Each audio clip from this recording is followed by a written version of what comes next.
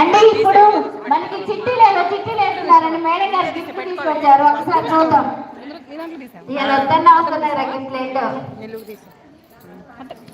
ఇప్పుడు మీరు వేసిన చిట్టీలు మొత్తం రాధిస్తున్నాము. అక్కతో తీపిస్తున్నాము. లక్కీ డ్రా అక్క బాగా ఊపు డబ్బా ఊపు. మా పేరు రావాలా? అందరి పేర్లు రావాలి. లక్కీ డ్రా ఎవరిది వస్తుందో చూడండి. లక్కీ డ్రా కింద పడలేదు అక్క. మళ్ళీ రెండేస్తే కింద పడింది. ఎందుకు వచ్చిన గోల? అమ్మవారిని తెలుసుకో. ఎవరది? ఓ అదైతే మాది కాదు. ఎవరా లక్కీ పిల్ల? ఎవరు లక్కీ అంటే? ఎవరు? స్వప్న. నీకే రాలేదు అని చెప్పేసి ఆలోచించి అంటే